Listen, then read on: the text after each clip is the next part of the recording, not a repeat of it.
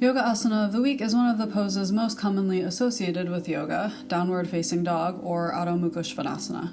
Hi, I'm Shauna, a hypermobile, anti-diet, certified health coach and personal trainer and registered yoga teacher. Today I'm going to teach you the standard variation of downward facing dog plus 3 others with considerations for joint instability. In terms of musculature, the pose is a deep stretch for our hamstrings, calves, shoulders, hands, feet, and spine, and also builds strength and stability in the arms, shoulders, and legs. Emotionally or energetically, this pose is believed to activate the solar plexus chakra, which can help with fear and insecurity, and the third eye chakra, which can help with clarity, perception, and inspiration. This pose is an inversion, which may help with anxiety, and it's also a gentle spinal decompression, which may feel particularly good if you have rounded shoulders and low back pain. We'll get started with the standard version. Come down into tabletop position on all fours and plant firmly into all corners of the palms of your hand and all 5 fingers. Have your fingertips facing forward. Your hands should be planted so they're about shoulders distance apart.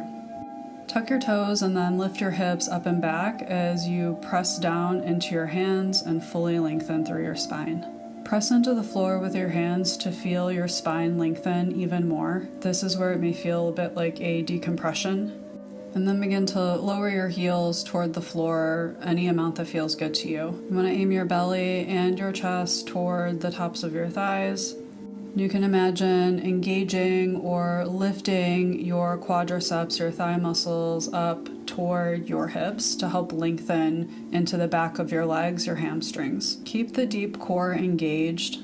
Imagine that you're just gently bracing to be tickled.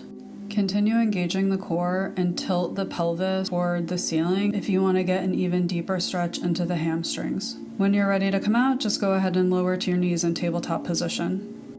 The second variation is for anyone who is experiencing tightness in the backs of your legs, or really anywhere in the back of the body. This is also a good option for anyone who's experiencing ankle or knee issues. For this variation, all you'll do is bend your knees, come to all fours in tabletop, tuck your toes, lift your hips up and back, pushing away from the floor with your hands, feeling a lengthening through the spine. And then from here, you're just going to keep your knees bent rather than straightening your legs all the way as you begin to lower your heels toward the floor. I like to imagine trying to make the shape of a nutcracker. What we're trying to do is get the smallest angle of the nutcracker possible, which means trying to get our belly as close to our thighs as we can. And if we need to bend our knees a little bit, that is perfectly fine. And as your body begins to get adjusted over time and stretches out, you can start to straighten those knees while maintaining that length in the spine, so you're keeping that nutcracker shape. Same thing when you're ready, just lower to all fours back into tabletop position. The next variation I'm going to teach you is for anyone who's got tightness in their shoulders or if you have broad shoulders. So all we're going to do for this variation is widen our hands. Same thing, we're going to start in tabletop on all fours with our hands under our shoulders, and then go ahead and just move your hands wide enough so that your pinkies touch the edge of your mat.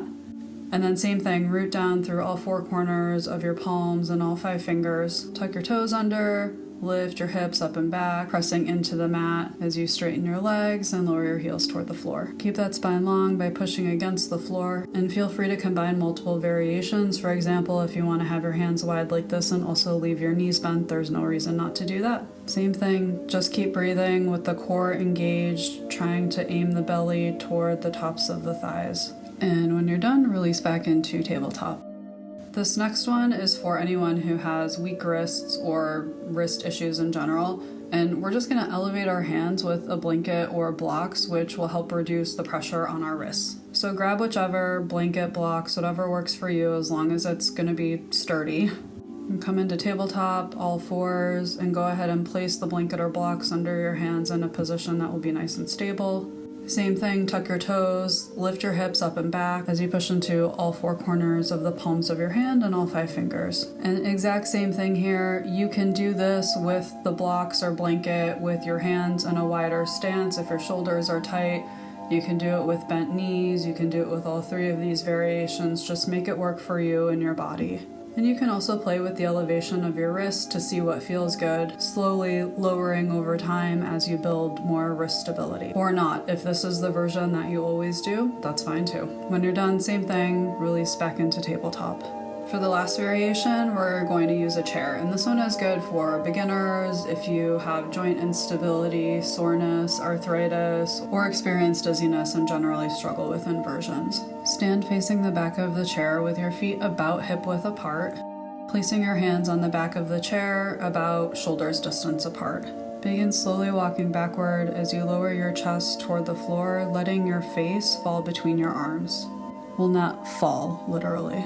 You can stop when you feel like your legs are in a straight line and your back is in a straight line. And from here, you can just gently push your belly toward the top of your thighs, which will help increase length in the spine and feel it through the mid-back. And then you can tilt your pelvis toward the ceiling to feel a deeper stretch into the back of the legs. This is something you can also do up against a wall. You can do it against a counter. I do this in the kitchen all the time. So this is a great variation of the stretch, even if it's the only one you're doing. And when you're done, just slowly walk your feet back up and rise to standing. I really hope this was helpful. Please don't forget to subscribe, and I'll have a new pose of the week next week.